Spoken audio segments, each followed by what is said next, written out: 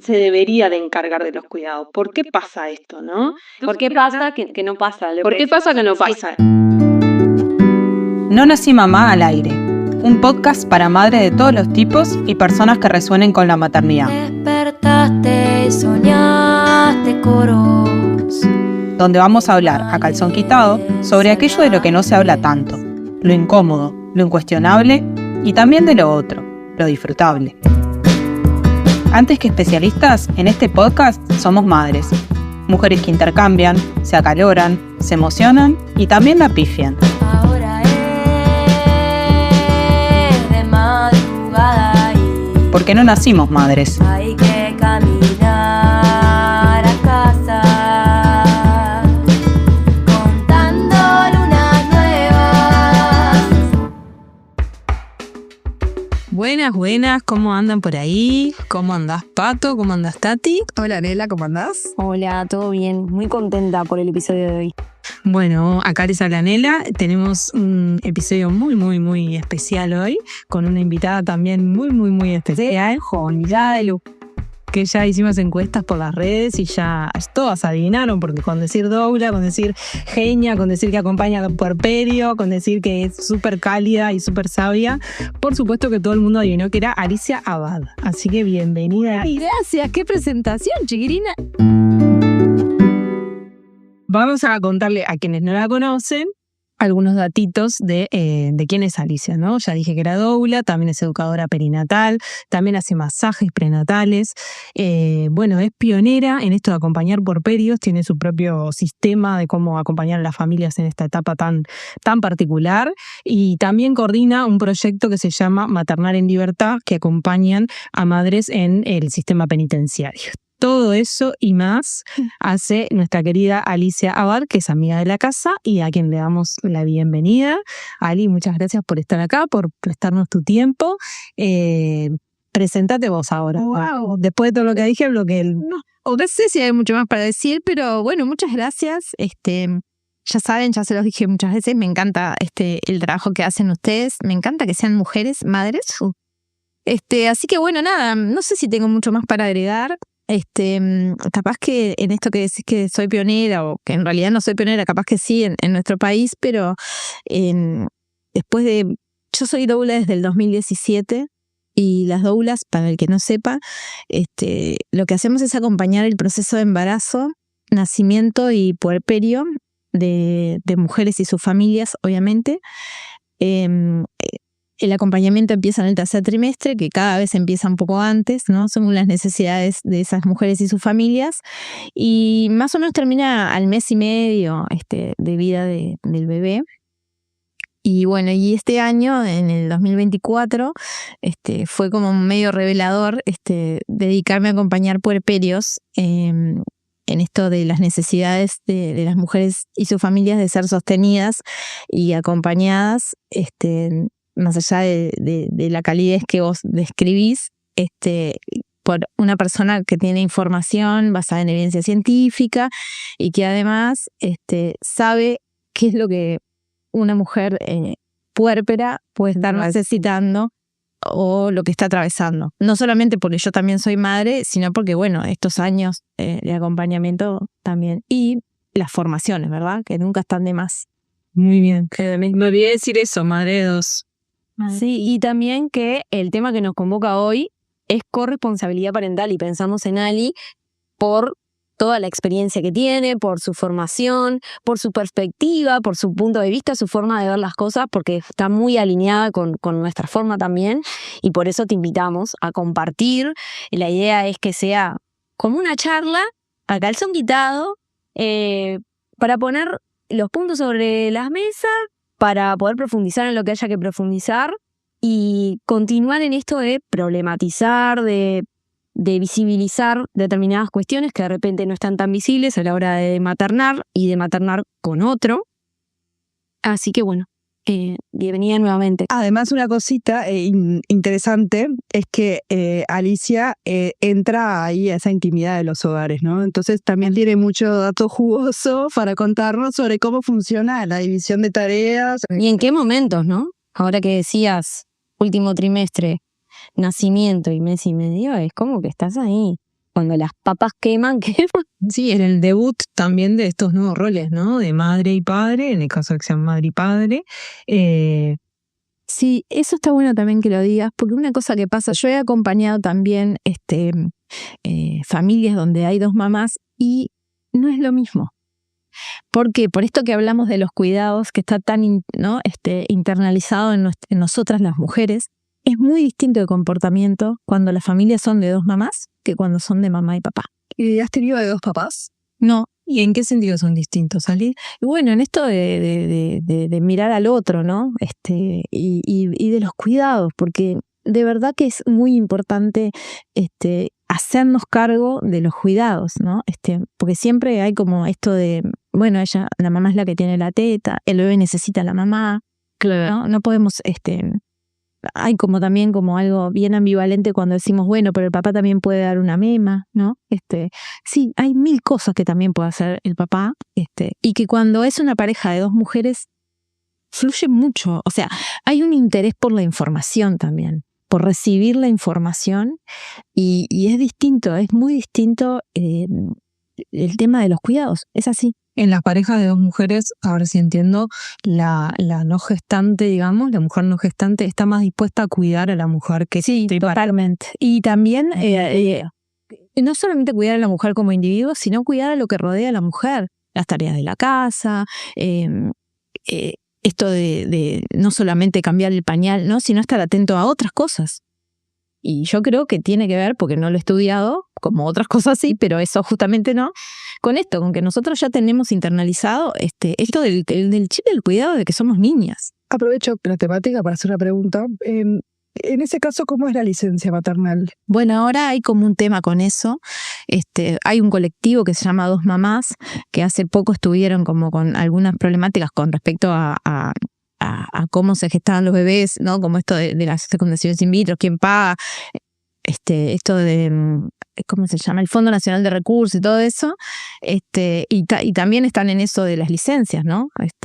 Hay como una discusión ahí. No estoy bien internalizada en eso, pero interiorizada, pero se está dando una discusión, y sí, porque cada vez más, ¿no? Sí, suerte. Sí, claramente. Bueno, yo quería arrancar un poco también el episodio con esta pregunta que es, hablando de corresponsabilidad parental, ¿qué pasa que no pasa? ¿No? Porque creo que todas acá vamos a coincidir en que no se da de la manera que nos gustaría y de la manera que debería ser esa corresponsabilidad parental. Y acá capaz que nos vamos a enfocar más en las parejas, sí, compuestas por un varón y una mujer, porque también es interesante hablar de los roles de género, de la perspectiva de género, de cómo todo esto nos atraviesa desde antes y de una manera particular una vez que formamos una familia, una vez que tenemos un hijo o una hija, ¿no?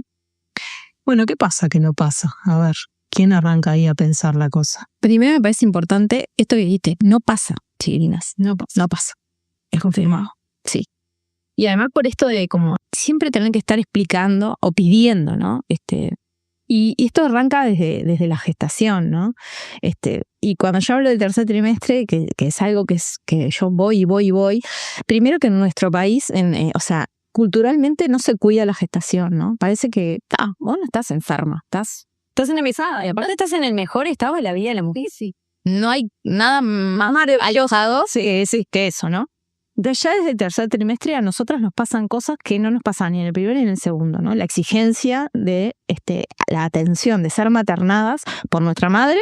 Primero decir que durante el embarazo y la maternidad hay como dos vínculos que se resignifican. Uno es nuestra madre, algo muy, muy, muy presente. Eso lo trabajamos mucho nosotras con las mamás. Sí, y otro es nuestra pareja.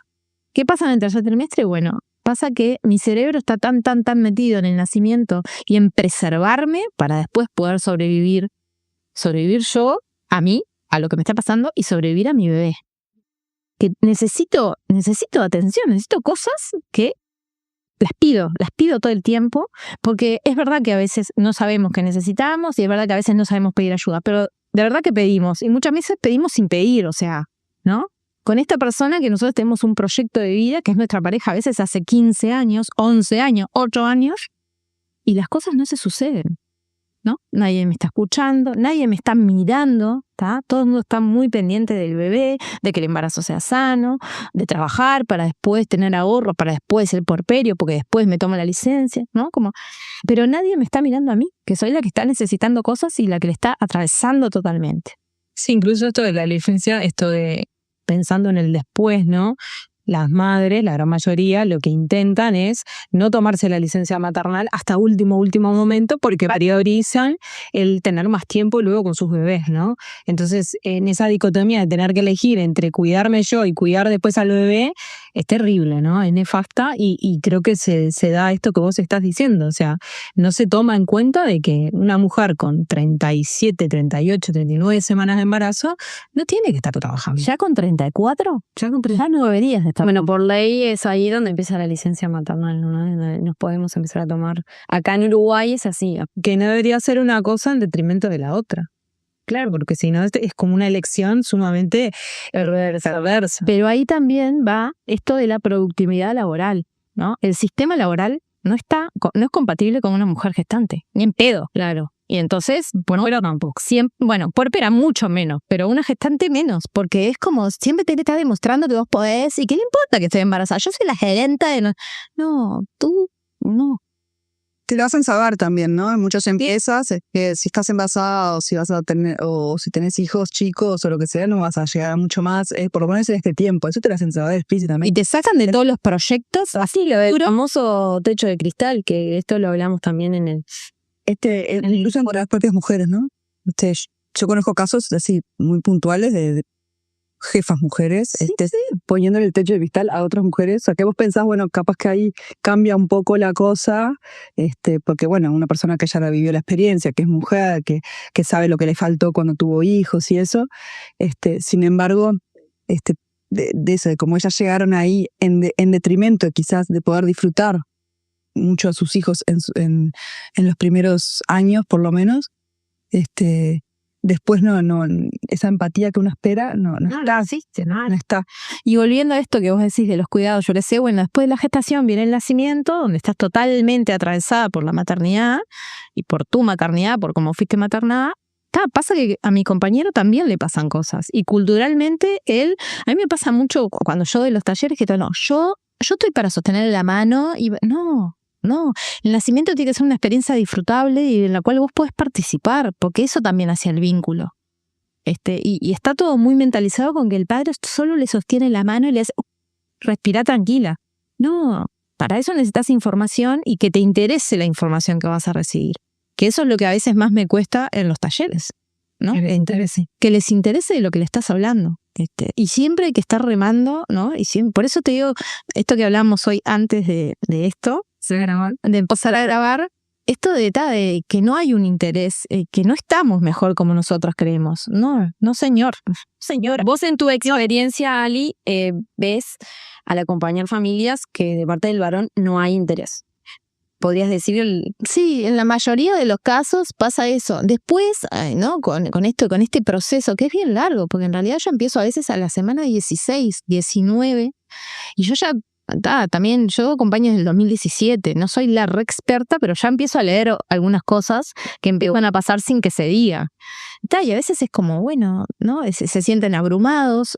Empiezo a preguntar, bueno, ¿qué pasó en tu nacimiento? ¿Qué pasa en tu familia? ¿No? Los nacimientos mueven todos los sistemas familiares. Entonces, y en la pregunta está, mirá, no sé, no pregunté, tú tomaste, ¿no? ¿Tu mamá te dio pecho? Sí, hasta los 2 meses, bueno, no hay un interés, ¿no? Y vos vas a ser tan padre como ella madre, ¿no? O sea, se hace difícil. ¿Te animás, Alicia, a explicarnos exactamente en qué consiste tu trabajo de acompañamiento en el puerperio, en estos procesos de que ingresás como al hogar?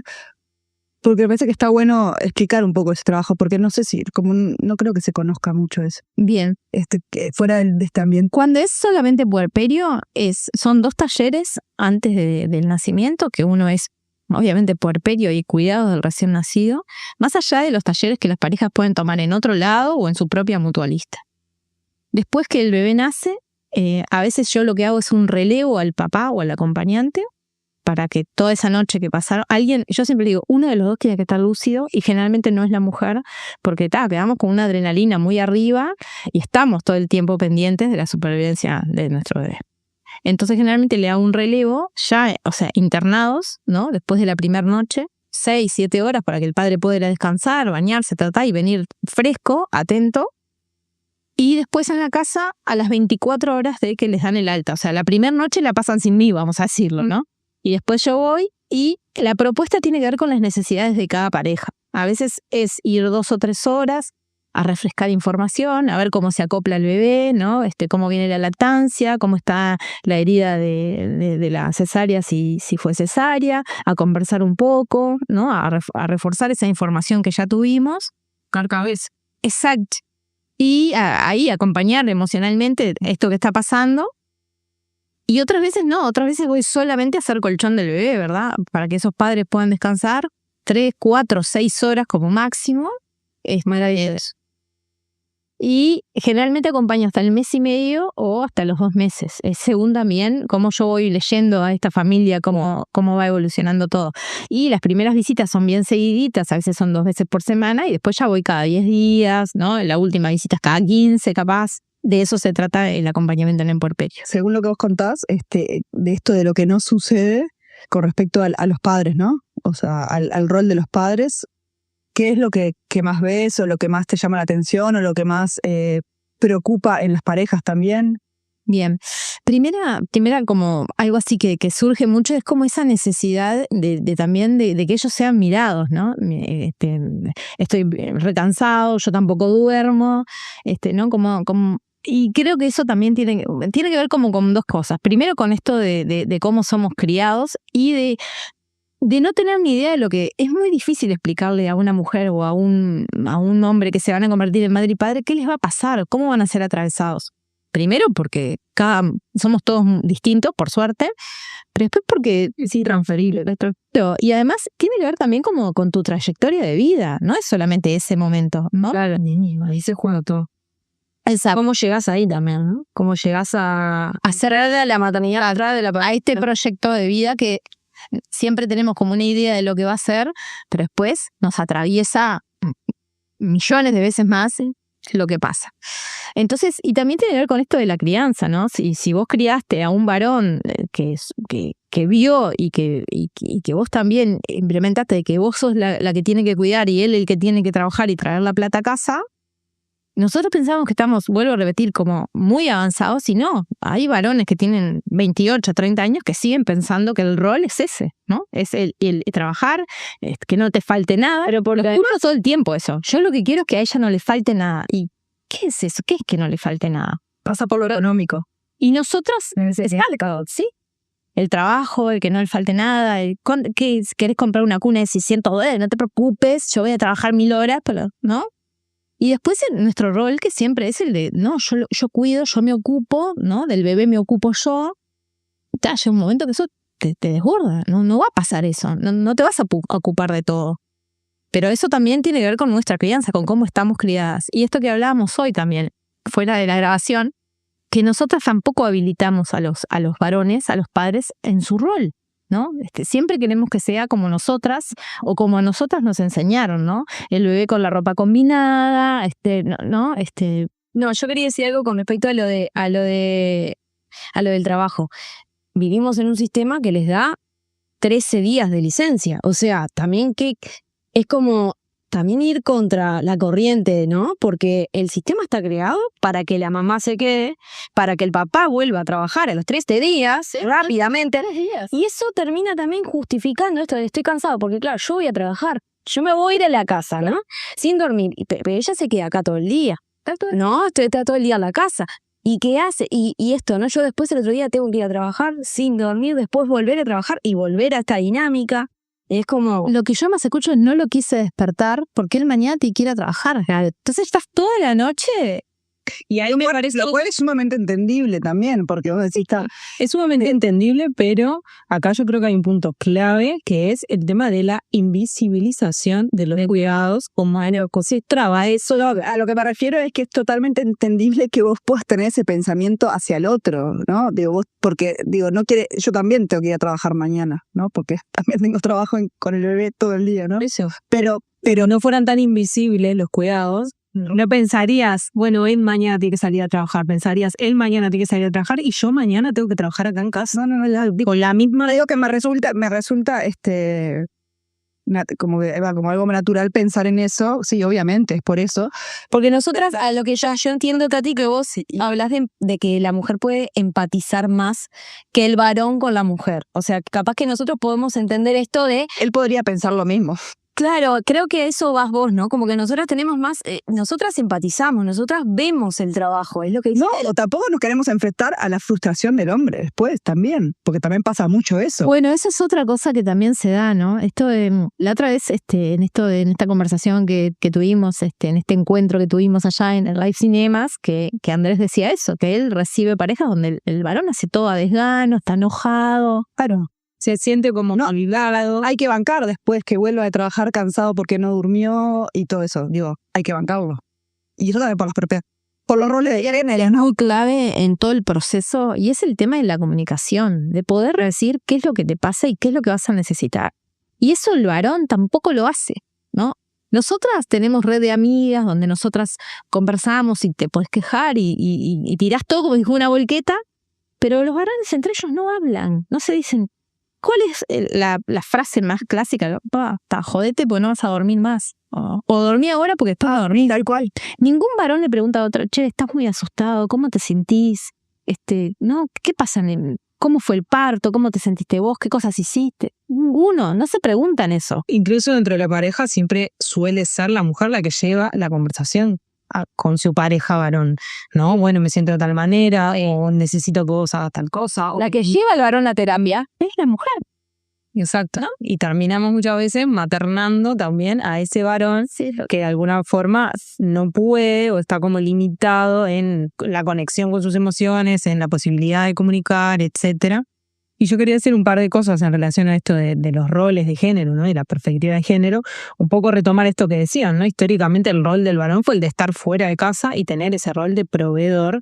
Y la identidad paterna se configura desde ahí. Entonces, el varón siente ese peso que a veces capaz que nos cuesta un poco verlo, ¿no? Pero lo siente realmente, de que tiene que, como vos decías, hacer que no falte nada en la familia, que no le falte nada a su pareja, que no le falte nada a su hijo, a su hija.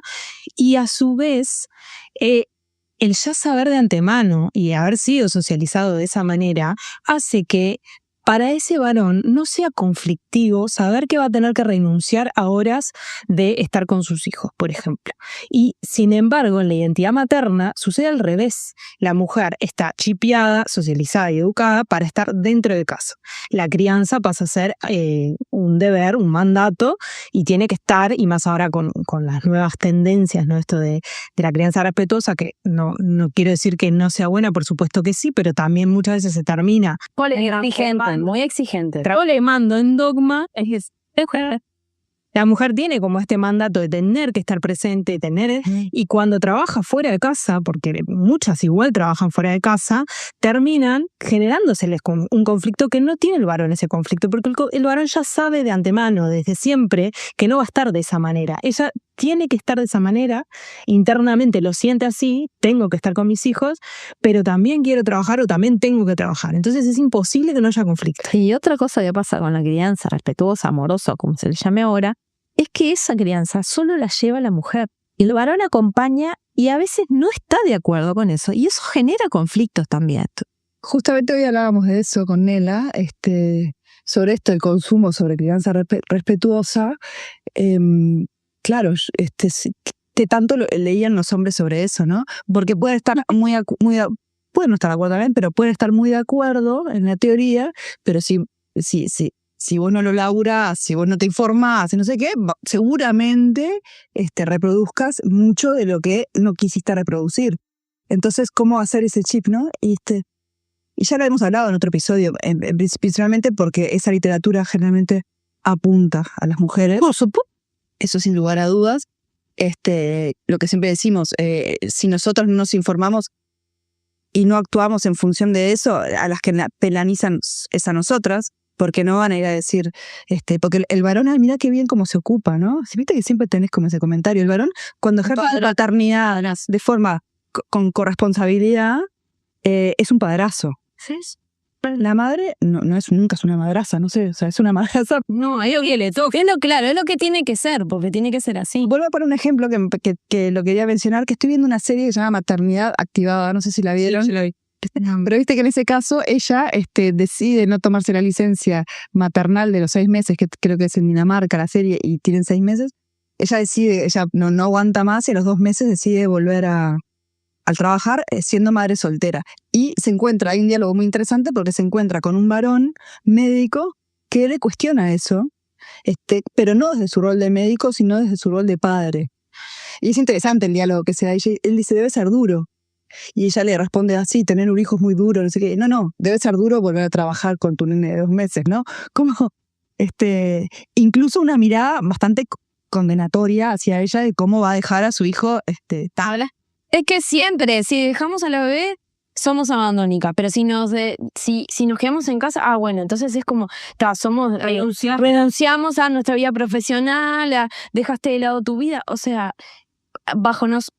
nosotras siempre vamos a estar bajo la lupa, para bien o para mal. Claro. A nosotras siempre se nos va a juzgar lo que hagamos o lo que no hagamos también, y con los varones no pasa eso, que eso es lo que también como que marca el terreno en esto de que hablábamos, cómo llegamos a entrar al mundo de la paternidad y la maternidad. Llegamos en distintos niveles. Los varones llegan en otro nivel, diferente a nosotras, en todo sentido. Entonces, claro, para nosotras es como encontrarnos con todo esto, ¿no? Que hablaban recién, con las exigencias, que ya venimos, ya por ser mujeres ya tenemos, en esto de hasta la decisión, ¿no? De ser mamá o no serlo. Sí, es algo que además, que cuestionado. En los varones eso no existe.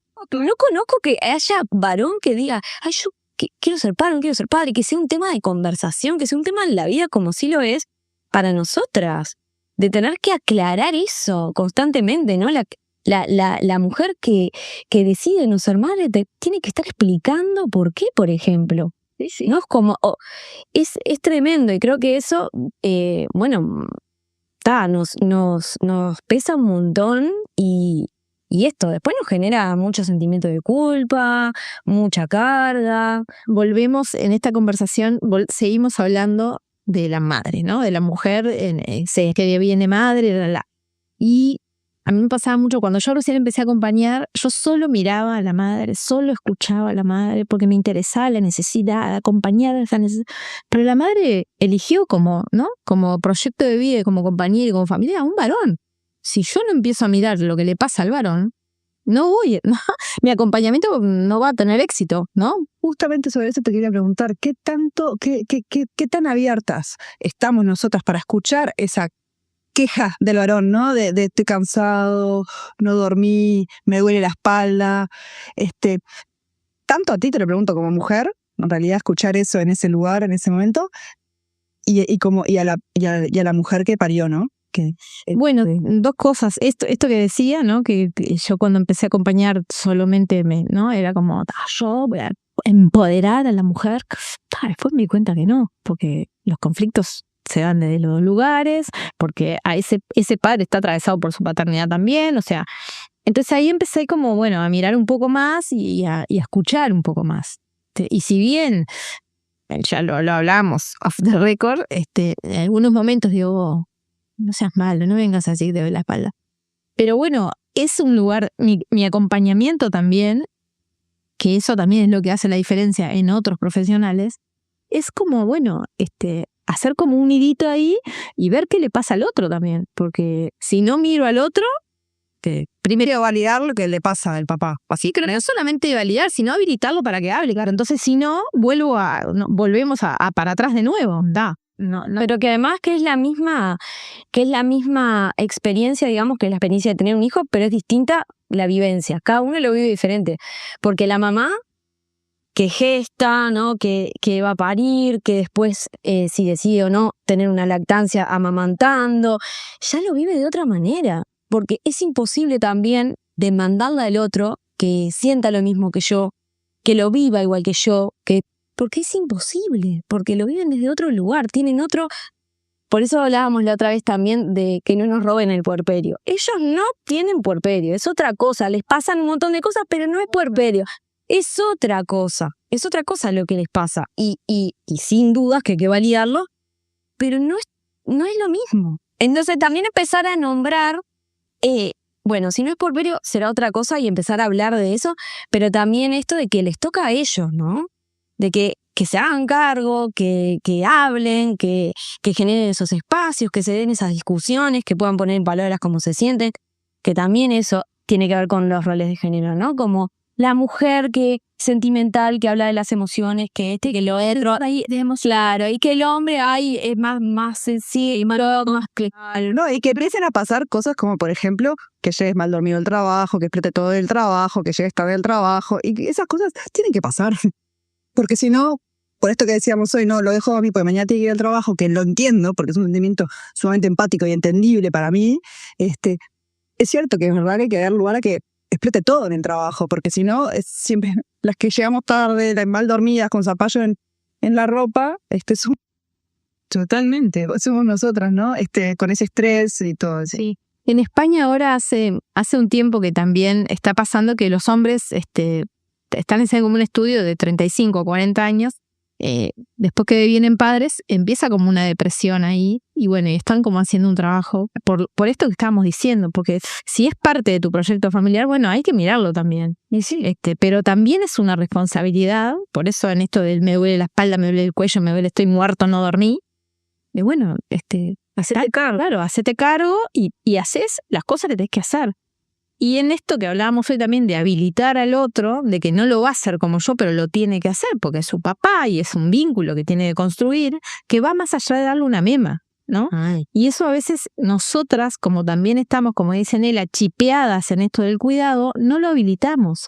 Yo me encargo, yo lo baño, yo le pongo la colonia, yo le combino la ropa, vos no le sabés poner las medias, vos no podés, vos no sabés. Y de que solo, yo he escuchado mamás en la consulta, solo conmigo va a estar bien. Sí, mejor que nadie, mejor que yo no lo cuida a nadie. Yo sé lo que necesita, solo yo lo conozco como mejor que nadie.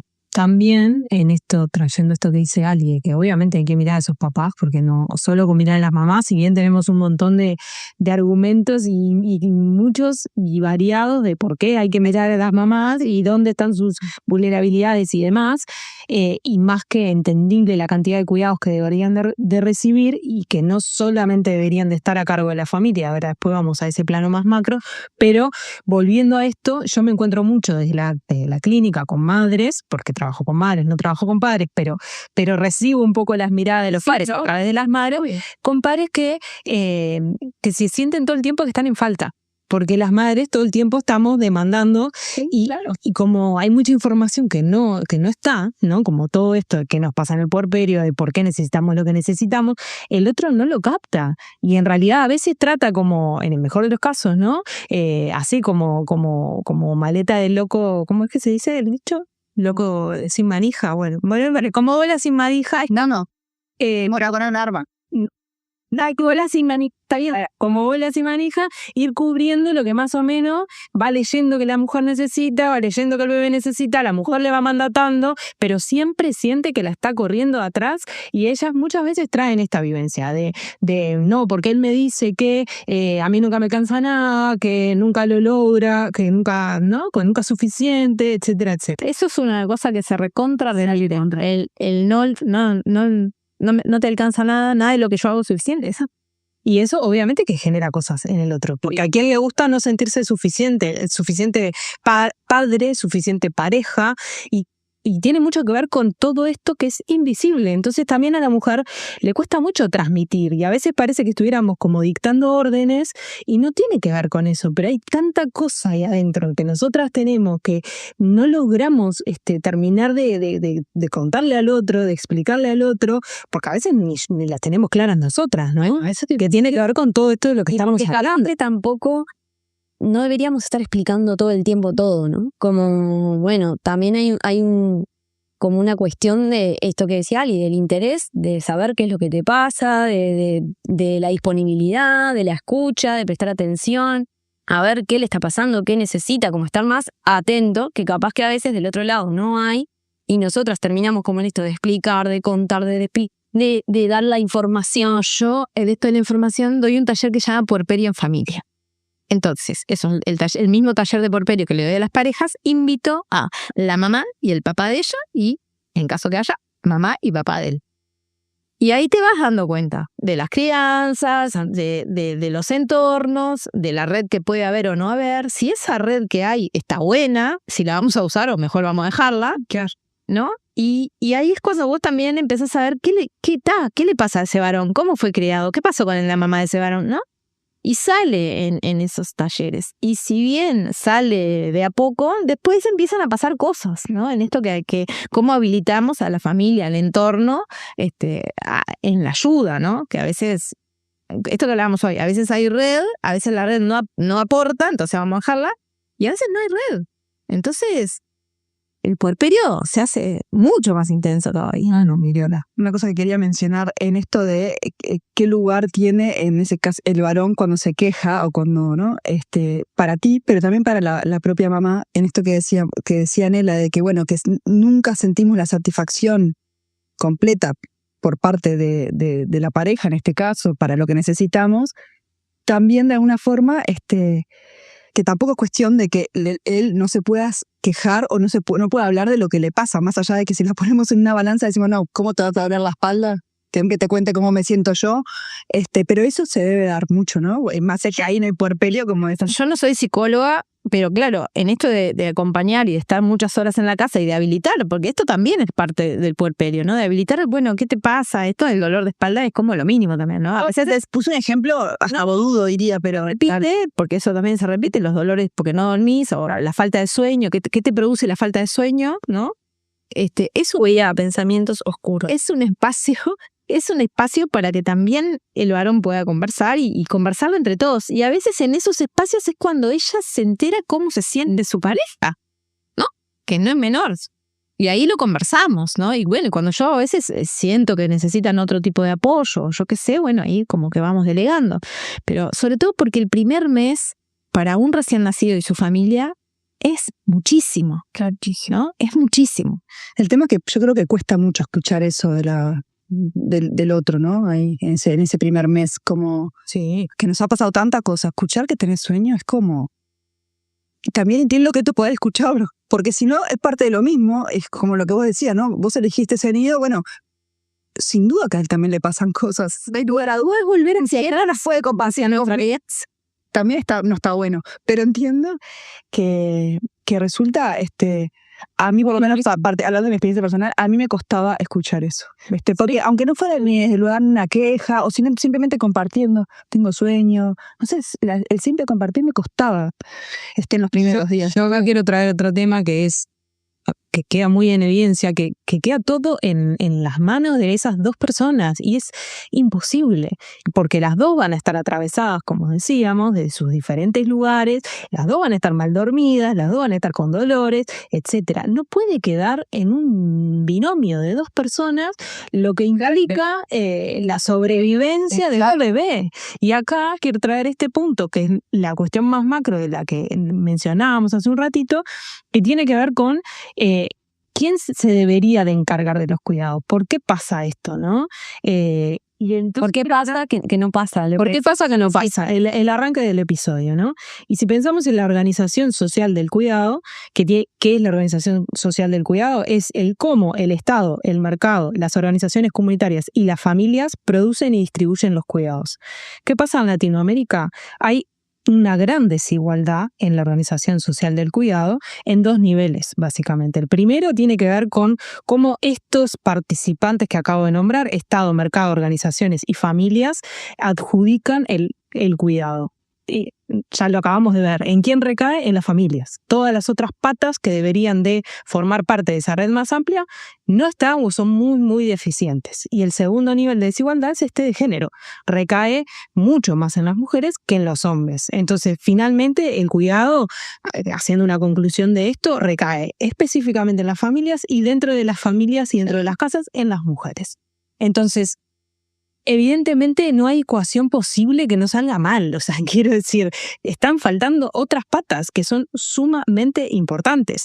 Y ahí caemos en una situación de, bueno, a suerte y verdad. El que tiene plata va a poder pagar cuidados y entonces va a tener otra forma de poder vivir esa maternidad, esa paternidad, y el que no la tiene, no. El que tiene una red amplia porque tiene de repente una familia grande y que tiene buena voluntad y que tiene disposición y que tiene no sé qué, va a poder sostenerse ahí y vamos arriba. Pero queda en esta lógica familiarista, muy a suerte y verdad, de cómo cada familia se organiza.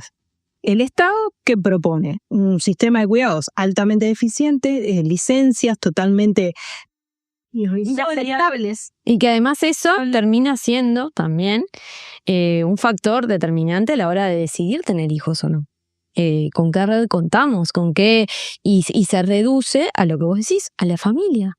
Y eso se reduce a la familia. Y eso también trae conflictos en esta pareja que da en este proyecto de vida que está en esto, tan chiquitito. Una cosa que tiene que ver con esto, de pensar esto de la corresponsabilidad parental no solo en una simple división de tareas, que implica un lugar activo, ¿no? En eso. Y yo te iba a preguntar eso, ¿cómo veías en las familias que vos acompañás eso, ¿no? Que se entienda eso, ¿no? Que no es simplemente dividamos las tareas, yo limpio el baño, vos lavas la cocina, no sé, que no es solo eso, ¿no? Antes de que responda Ali, quiero terminar el punto que quería decir, que era ¿cuál es el mensaje que hay atrás de esto?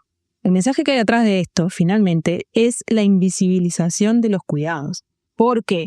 Porque si el hogar tiene que resolver cada familia, es que bueno, es como quien decide, yo qué sé, cómo va a arreglarse en las tareas cotidianas, que bueno, nosotros lo arreglamos en la familia, bueno, es más o menos lo mismo, ¿no? Si realmente hubiera una claridad de todo lo que implica cuidar un ser humano, desde el Estado habría otras propuestas y habría otra gama de posibilidades, porque se entendería que no se puede resolver solo. Yo creo que igual ahí no hay un que no se sepa tanto. Bueno, pero ahí me parece importante esto, no solamente la invisibilidad del rol de los cuidados, sino del rol materno. Sí, claramente. En algún momento, no sé cuándo, la maternidad va a estar en el ojo, ¿no? Pero lo que pasan los años y por eso hoy, cuando empezamos dijimos, nosotros pensamos que estamos avanzando, pero no estamos avanzando, para nada. Creo que ahí detrás, para mí, tiene que ver con intereses políticos, intereses económicos, de por qué no hay más políticas públicas, sociales, que contemplen las necesidades del rol materno, de los cuidados. Ahí hay más que invisibilizar. Es que lo veo, capaz que hago la vista gorda de esto también, ¿no? Como que me parece que hoy en día, capaz que no. Si bien hay un montón de cosas que todavía no se ven, que estamos lejísimos, pero también hay una cuestión ahí, hasta perversa, como decíamos hoy, de, bueno, sobre esto no voy a poner. No, es que no se mueven las fichas, porque el sistema así como está reproduce algo que obviamente para ciertas personas es muy beneficioso. El varón sigue siendo el encargado de la producción y la mujer la reproducción. Y chao. Estamos enmarcadas en el patriarcado todavía, digo, por mucha lucha feminista que tenemos. Y nos estamos olvidando del contexto sociocultural también, ¿no? O sea, una cosa es alguien que tiene las posibilidades de llegar a un lugar económicamente, y otro cuando el contexto, ¿no? Madres que yo he acompañado a mujeres no solamente privadas de libertad, sí, los primeros 2 años que yo me formé como doula, hice trabajo comunitario en lugares terribles, donde las mujeres estaban no diagnosticadas dentro de una depresión postparto y no tenían ni idea. Y pensaban que se estaban volviendo locas, y, o sea, en unas situaciones con cero, nada, sin comida, sin alimento, o sea, básico aparte. Claro, básico. Y entonces, bueno, ahí hay otro lugar donde el Estado no solamente no llega, no mira. Entonces, bueno, ahí en esto que hablamos hace unos días de dar una discusión más profunda, bueno, hay que hacerse cargo, ¿no? Hay que hacer algo. Nosotras, Instagram, por ejemplo, que es una gran red que a nosotros nos hizo conocernos y encontrarnos, no se habla de eso. No. En Instagram somos todas divinas y todas somos re profesionales y todas tenemos pila de trabajo. Y después, cuando nos encontramos, nos damos cuenta que no tenemos tanto trabajo como creemos o como hacemos ver, y tampoco somos tan crack y tampoco somos tan profesionales, ¿no? Y no hablamos de estos, de los roles en otros contextos que no son los de Instagram, ¿no? Entonces, eso también me parece que estaría bueno como hablar, por lo menos. Qué interesante esta invitación que traes. Bueno, eso sí. Sí, creo que en esto de interpelarnos y de cuestionarnos nuestra práctica profesional, ¿no? Como, bueno, también más allá del Estado y el reclamo que podemos hacer, bueno, ¿qué podemos hacer desde nuestra trinchera, como decimos nosotras? Bueno, desde nuestro lugar, ¿qué es lo que está a nuestro alcance hoy para contribuir a que se haga más visible tal cuestión? Para que se hable más o que se profundice más de tal cosa. ¿Qué es lo que vamos a hacer nosotras a partir de ahora? ¿No, Nela? Pues esto de hacerse cargo me quedó ahí como picando, ¿no? Esto de que claro, el hombre, ¿no? Debería empoderarse más en reclamar todas estas cosas al Estado, ¿no? Porque, por ejemplo, volviendo a esto, no es una participación equitativa solamente, sino activa. Y para estar activo tenés que estar presente. Si vos no estás en todo el día o si no estás en las horas pico o más complicadas, seguramente no puedas leer lo mismo que yo leo del bebé o de la bebé, ¿no? En el momento, yo qué sé, en mi experiencia personal, volviendo un poco a esto de poder contar algo nuestro, que yo vi en los dos nacimientos de mis hijos algo muy interesante. En primero, el papá estaba todo el día porque trabajaba de noche. Pero trabajaba de noche cuando ya estaba dormido, o sea, entonces estaba realmente todo el día. Dormía nada, es cierto, ese papá, ¿no? En ese momento, dormía nada. Pero claro, ¿qué hacía? Tenía una conexión con nuestro hijo, de poder responder a sus necesidades y leer lo que le pasaba, mucho más fuerte. Incluso yo siempre sentía que, mira, cuando te dicen, viste, tu hijo tiene mamitis, me dice tipo de comentarios, a mí no me pasaba. Yo no sentía eso. Yo sentía como que realmente lo podía calmar él o lo podía calmar yo. Teta, sin teta, lo podíamos calmar. Con el segundo, ya el horario de trabajo del papá era distinto y, por ejemplo, en las horas pico no estaba. Después se revirtió y ahora está. Entonces, pero vi el cambio. Sí, ¿no? La conexión entre una y la otra. Después vi el cambio en la conexión doble. Y me encantó verlo. Pero más allá de estar, esto que vos decís activamente, o sea, estar disponible, porque el conectar solo no alcanza. Activamente, claro, me refiero activamente, pero si además no estás, hay otros que están trabajando. No quería irme de esto que decías, de lo que hacemos. Hay una frase que está como hiper ahora en Instagram también. Esto de nadie se salva solo y la salvación es colectiva. Ok, ¿dónde está el colectivo? Claro, hay que crearlo. En esto que hablamos de la discusión un poco más profunda sobre los roles de cuidado y sobre la maternidad y sobre la paternidad, ¿qué estamos haciendo? ¿No? Este podcast. Sí, lo que vos haces, que a mí me parece muy importante, muy necesario y muy interesante que lo cuentes, porque realmente yo desconocía este servicio, por decir, conocía lo que sí, el contrato, porque es un trabajo. Sí, por eso. Sí, no, pero a veces es como... No, servicio... No, pero a veces es como... Hasta nosotras, las doulas, o cuando no nos cuesta decir, no, es mi trabajo, yo estoy disponible, tengo que estar disponible muchas horas para estar, ¿no? Estar bien vos también. Claro. Es un tema, si no lo entendemos como un trabajo, seguimos invisibles. Cuidado, no, yo cuando me refiero a servicio, a mí me cuesta decir que yo brindo un servicio. Eso es lo que te quiero decir. Nos cuesta esto. Vendo un servicio. Pero este es mi trabajo, yo vivo de esto. A mí no se me pasa con esto de Instagram, de los canjes y no sé qué. No, este es mi trabajo, yo me dedico a esto. Invierto mucha plata en formarme. Claro. ¿No? En esto también que hablamos de Instagram, que a veces hay gente que es profesional, entre comillas, y no tiene una formación, ¿no? Entonces, sí, yo te brindo un servicio, este es mi trabajo, yo me dedico a esto. Y estudio mucho para eso y sigo ¿no? Formándome todo el tiempo, que este año por suerte dije, no, vamos a descansar un poquito de estudio. Entonces, bueno, como eso. Y volviendo en esto de que nadie se salva solo y que todo es colectivo, en esto de las militancias también, ¿no? Este podcast es una militancia para eso. Yo siento que mi militancia está ahí, en el proyecto de cárceles también. Entonces, como yo siento igual que falta esto de hacer, ¿no? Claro. Yo siempre en un momento digo, dejémonos de hablar y empecemos a hacer cosas, ¿no? Presentemos algún proyecto, movámonos, porque si no, no va a pasar, ¿no? Esto ¿qué pasa? Que no está pasando. Bueno, no está pasando. Entonces, creo que algo hay que hacer.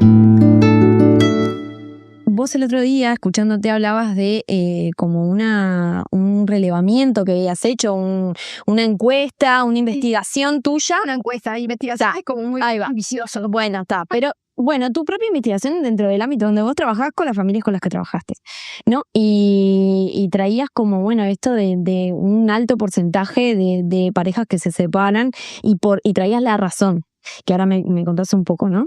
Sí. Pero me quedé pensando en eso por esto de la fusión emocional que tiene la mamá, que es muy difícil de entender, ¿no? Para el otro, que la mujer está metida,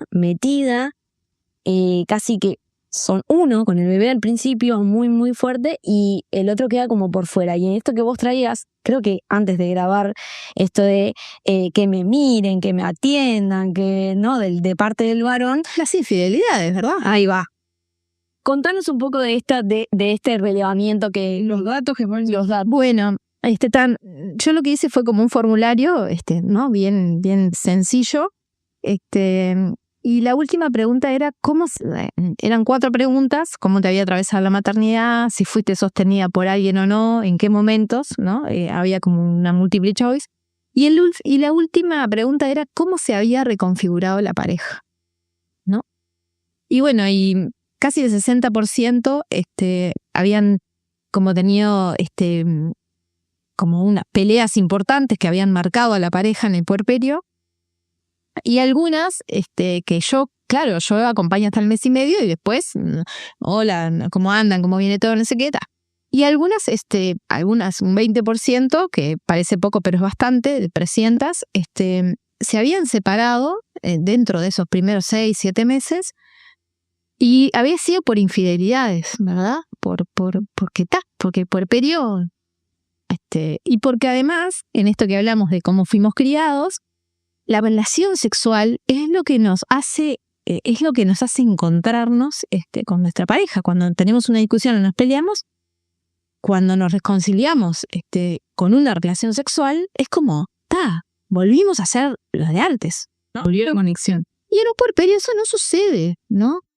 Y a veces pasan muchos meses sin un encuentro sexual. No estoy hablando de una relación con penetración y con eyaculación, ¿no? Estoy hablando de un encuentro sexual. Y a veces pasan muchos meses. ¿Se tenía que decir? Y se dijo. Nos falta a ti, tal vez. Sí. Y bueno, y la verdad es que a mí me sorprendía, porque eran parejas que yo había acompañado y que yo decía, qué bien este padre, ¿no? Que entendió todo. No estaba entendiendo todo. Es la parte importante que le estaba faltando.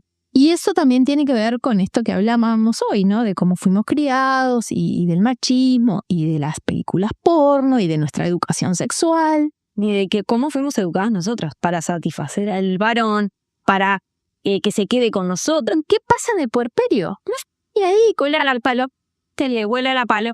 Pero por esto también de que Chapo se dice. biológicamente, fisiológicamente ocurren cambios en nosotras y nosotras tenemos que atravesar eso para responder a ese bebé para que sobreviva. O sea, no hay lugar y sobrevivir nosotras a ese bebé. Y sobrevivir nosotras, Entonces ya es un montón. No hay lugar para la vida sexual ahí. No, pero no, de verdad que no hay.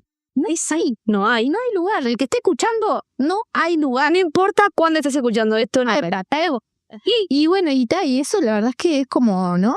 Es fuerte. Y después esto de otras cosas que salían que son esperables y que yo también acompañando lo he vivido, es eso, ¿no? Que la pareja se reconfigura también muy lentamente.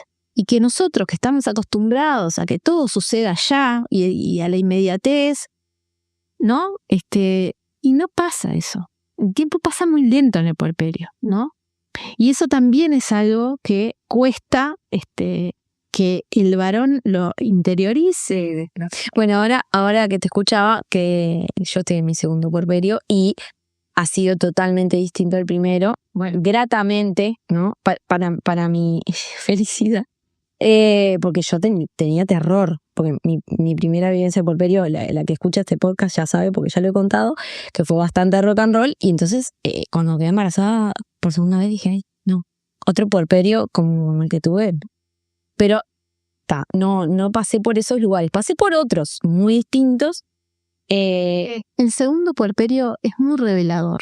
Bueno, me pasó eso de que ahora 7 meses cumplió Vicente, y yo digo, el embarazo se me pasó lentísimo. Y ahora 7 meses se me pasaban así. Y hablando con mi pareja, con Álvaro, que nosotros este año cumplimos 13 años juntos. Y tenemos a Emilia, que tiene 5, y a Vicente, que tiene 7 meses. Y yo le decía eso, y él me decía, a mí me parece que hace años que está Vicente con nosotros. Compartiendo esa vivencia diferente del tiempo, Totalmente. ¿no? Y cómo uno se encuentra como en otro plano de nuestra configuración familiar, que ha sido muy reveladora para los dos.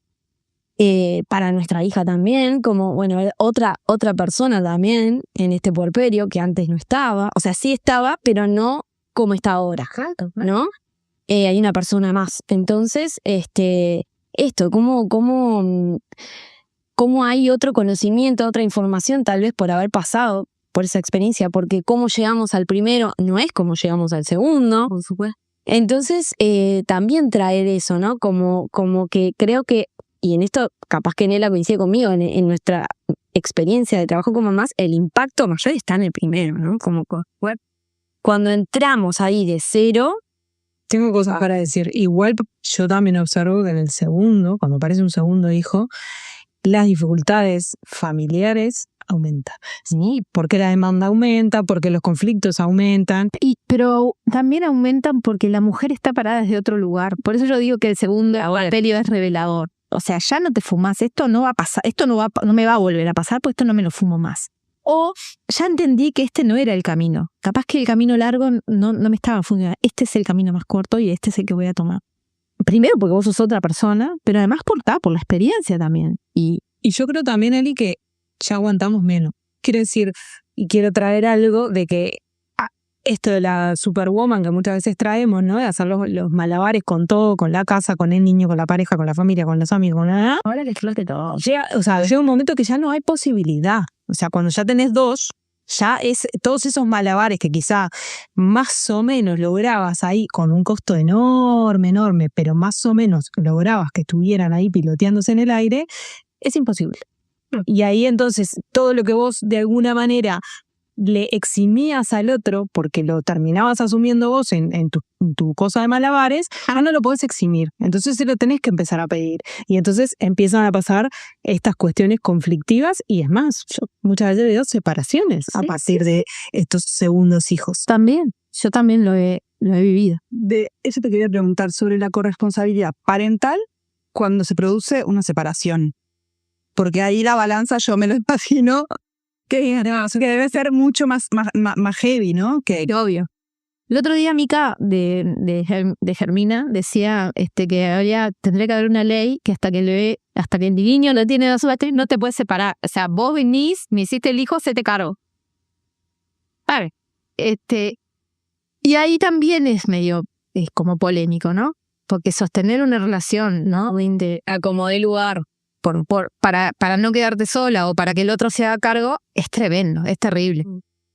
Y ya sabemos, ¿no? Para dónde va la balanza. La madre se hace cargo de todo, a veces hasta no recibe dinero, porque, ¿no? Porque a veces la que toma la decisión de separarse es la mujer, entonces el hombre, el varón está enojado. ¿Y de dónde te agarra? De la plata. Claro. Y es muy complicado. Y ni hablar de las familias monoparentales, ¿no? De las madres solteras, que eso también es como para otro episodio. Yo antes de cerrar quiero traer el temita de la carga mental, porque obviamente que me parece sumamente importante y una parte central de todo esto que estamos hablando, ¿no? Y vos, Tati, decías, encargarse de los cuidados no es repartir tareas, yo limpio el baño, vos la cocina, yo le doy de comer y vos le cambias el pañal. Forma parte, pero hay muchísimas cosas y muchísimo trabajo que está en otros planos, y la carga mental es uno de ellos, ¿no? Que las mujeres históricamente hemos asumido mucha más carga mental que los hombres, y cuando nos convertimos en madre y padre, eso se potencia aún más.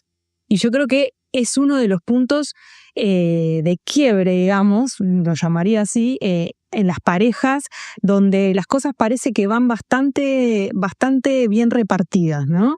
Las tareas, bueno, las repartimos bastante, no sé, nos vamos como acomodando de una manera como muy simétrica, pero ahí la carga mental es donde se dispara la diferencia, donde la simetría vuelve a aparecer con fuerza. Y eso lo veo mucho con parejas que de afuera decís, ay, pero qué bien, cómo reparten, ¿no? Estando no súper involucrados, etcétera. Pero cuando empezás a hacer preguntas más puntillosas, bueno, pero ¿quién le compró el regalito para el cumpleaños que tenía? ¿Quién se acordó de que tenía que ir al médico? ¿Quién, preparó el bolso para cuando se fueron para afuera? ¿Quién? Empezás a hacer esas preguntitas más puntillosas y la respuesta en un muy porcentaje muy alto es la mamá. Yo hago una cosa que se llama, como antes de terminar el acompañamiento, les hago hacer, porque esto que propongo, una lista de todas las cosas que hacen en un día. Vos debes generar peleas, ¿no, Liga? Flor, preguntaste si era un motivo de separación el acompañamiento de Alicia. Seguramente, hablando en serio, seguramente activas cosas que pueden ser que están buenísimas. Claro. No, y además es la forma en la que se encuentran, porque si no, no hay punto de encuentro. Llega un momento que, ¿no? Y ahí es como, es la forma a veces de que el varón también, se da cuenta de que yo siempre les digo todo lo que hacen, no me digan solo las tareas, es desde que te levantás y empezás a desayunar hasta de que te acostás, ¿sabes qué cosas piensan? ¿No? ¿Cuáles son las tareas que cada uno realiza? ¿Cuál es el vínculo con el hijo en todo el día? Claro, ¿no? Eso quería mencionar una cosa que, además de esto, que tiene que ser una participación activa, no solamente equitativa, también el tema de la contención emocional de los hijos, que pasa mucho en los segundos, por ejemplo, porque vos tenés que también contener al otro. Entonces, ese reclamo que hablabas recién, que termina muchas veces en infidelidades, en este caso los comentaste, estos casos, está invisibilizado también. Y esa parte me parece heavy, fuerte, intensa, porque vos tenés que estar acompañando al otro que te reclama a vos, o a la otra que principalmente te reclama a vos, porque vos gestaste ese león, ¿no? Y te reclama. ¿El hijo decís? Al primero y el segundo es el bebé, pero digo, el primero, que es una cosa que vos no tenías en el primer bebé. No, claro, tenías quien un parte. Pero que eso también, ¿no? Es que está muy invisibilizado, incluso en las parejas, ¿no? No es solo que tenemos dos hijos, no es solo, es que hay otro hijo que me está demandando y que vos no te estás dando cuenta de esto. Entonces tu demanda sexual o lo que sea, ¿qué? A ver. Pero ahí es cuando empezamos a hablar de esta crianza respetuosa o amorosa, ¿no? Donde somos nosotras las que asumimos eso y el padre, ¿no? Y ahí empiezan también los conflictos. Bueno, pero yo propongo esto, pero vos propones esto. Bueno, pero es por la información. Bueno, pero yo no estoy de acuerdo. Bueno, pero, ¿no? Ahí volvemos de nuevo al hacerte cargo, ¿no? De que cada uno se haga cargo de su rol. Well, sí. O el comentario que vos decías, yo no tengo teta, entonces no puedo dar teta, pero no tenés teta, pero tenés muchas otras cosas que podés dar y muchos movimientos que podés hacer para que esa demanda no sea solo para la madre. Refiriéndome al primer hijo, ¿no? Sí. No, porque quiere estar contigo, es entendible, sí, Sí, bárbaro, yo también lo puedo entender. Yo fui la que gesté, ¿no? Tuve un bebé, seguramente yo estoy más con el bebé, entonces me pide... pero vos tenés mil herramientas para darle esa contención que yo quizás no estoy pudiendo darla o como quisiera darla, que me genera frustración, ¿no? Todo eso. Y si además se suma el reclamo de la no atención del papá, es un combo Bueno, y aparte porque con dos, por lo menos en mi experiencia a veces, también tendemos como a, bueno, uno para cada uno. Claro. Y uno es un montón. O sea, por más que sea un adulto para cada niño, bebé, es un montón estar uno a uno también. Entonces ahí hay como que nosotros decíamos con Álvaro también esto de, y nosotros pensábamos que era difícil tener uno, ¿no? Tipo, cuando te das cuenta de que tener uno es fácil, y esto lo pongo muy entre comillas, ¿no? Porque es un laburo tremendo y que esto, ¿no? Como vuelvo a tratar de cerrar capaz, ¿no? De todo lo que falta y con respecto a esto último que te da Nela de la carga mental, ver, visibilizar, hablar, poner esto de la lista, yo también lo entiendo, hacer una lista de todas las cosas. Sí, igual con esto que dice Nela de la carga mental, no pasa, chilinas, ¿no? Seguimos siendo nosotros. Para mí es de lo más difícil. A mí personalmente me recontracuesta La proyección. y pasa que el otro no lo puede ver. Y ahí volvemos a lo que arrancamos también, ¿no? Fuimos criados de forma distinta, fuimos socializados de forma distinta. El otro día leí un estudio en Argentina que decía que a partir de los 12 años hay una diferencia muy, muy grande entre mujeres y varones, o sea, niñas y niños, de lo que le adjudican en relación a los cuidados y a las cuestiones del hogar. Ya a los 12 años, a las nenas se nos adjudican un montón de cosas, a los varones no. Cuidar a todos. Son hermanos, lo que quieras. 2 varones ni una nena. Es la nena la que cuida al menor. El varón sigue saliendo a jugar, sigue yendo a todos lados. Es la nena la que se queda cuidando al hermano. ¿Oh? ¿Está? Eso. Desde los 12 años. Entonces nos encontramos con 30 y pico de años teniendo un hijo y hay cosas que el otro no las ve. Y es así. Y a veces me enojo, ¿no? Y nos podemos enojar y un montón de cosas. Y realmente del otro lado no hay una mala intención, ¿no? Hay un no ver. Que atrás de que nos sentemos ahora a comer hubo un pienso, qué es lo que vamos a comer, un ir a comprar eso que faltaba, ¿no? Una organización, una planificación, una cuestión más de estrategia, que la hacemos nosotras porque lo hacemos instintivamente, no es instintivamente, culturalmente, pues ese chip ya hace muchos años que lo hacemos porque tenemos ese chip y el otro no. Y es muy difícil y es necesario conversarlo de 800 maneras, explicitarlo, hacer listas, dibujarlo, no sé, enojarse, encontrarse, intentar entender al otro, volver a enojarse, tal. Hay que poder ayudar también al otro, como lo decía Zoe, ¿no? En estas cosas y dirigir un poco las batallas, ¿no? Si vos, si la comida se va a encargar él hoy, es soltar, ¿no? Sí. Si hace fideo con manteca, pero también llega un momento que te enoja, porque ¿por qué yo tengo que cargar ahora? Claro, con el pelo. Pedía saludado, pedir comida, ser pasado y cuando yo no estoy en mi casa, se pide pizza. Claro. Pero también te da rabia, a mí me da rabia, porque yo también quiero pedir pizza. Yo también quiero pedir pizza. No, claro, ¿por qué no pensar en que tengo que comprar el brócoli, que tengo que hervirlo, que tengo que porque me interesa, porque me importa que mi hija coma sano? Yo estoy en otra etapa, ¿no? Mis hijos son grandes, yo voy a cumplir 50 años y estoy en la etapa de todo me da lo mismo. Háganse de comer. Ay, ¿sabes qué me haces acordar, Ali, a algo que me dijo mi mamá? Cuando yo creo que ya había empezado la facultad, no sé, que un día dijo en mi casa, bueno, yo a partir de ahora no cocino más. Cada uno se resuelve, porque es algo que nunca le gustó hacer, que le pesaba muchísimo y que lo hacía para todos durante muchísimo tiempo hasta que llegó un día que y yo tuve el tupé de enojarme con ella y decirle, hay una frase que siempre lo usamos como chiste interno, que hoy en día lo hablamos, ¿no? Con mamá. Esto y yo le dije, pero mamá, ese es tu rol, le dije yo, ¿no? Y mi madre quedó tipo, ¿cómo que es mi rol? Tipo, dice, ahí se generó una discusión. Sí, pero hasta el día de hoy es la frase tipo que bromeamos y dice, pero ese es tu rol. Como tal cosa, bueno, ese es tu rol.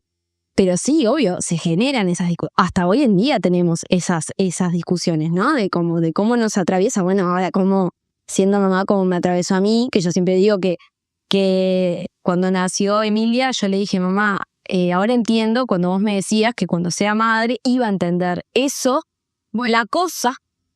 Y entender, lo entiendo, mamá. Ahora te entiendo lo que me decías. Esto de los vínculos que se resignifican, sí, la madre es como para bien y para mal, ¿no? O sea, la resignificación del vínculo en sí, y es tremendo. Es tremendo. Bueno, ahora sí, nos despedimos. Queda mucho para seguir hablando, como verás. Hablando horas y da para hacer muchos episodios porque cada tema es un episodio en sí mismo, yo creo.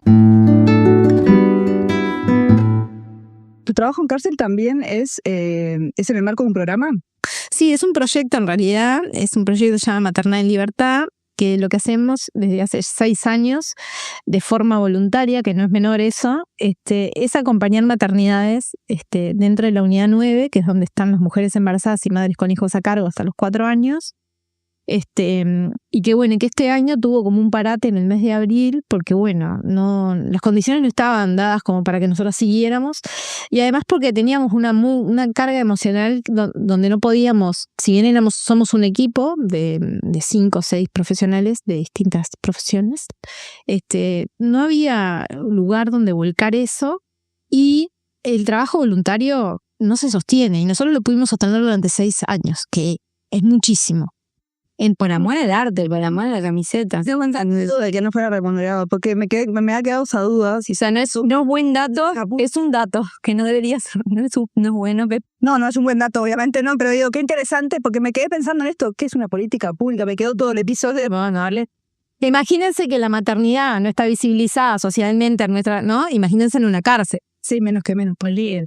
Y lo otro que quería decir también es que lo importante de pensar esto de la corresponsabilidad parental, no solo por todo este peso y esta carga que lleva la mujer, que obviamente es un montón. No quiero minimizar esto, ¿no?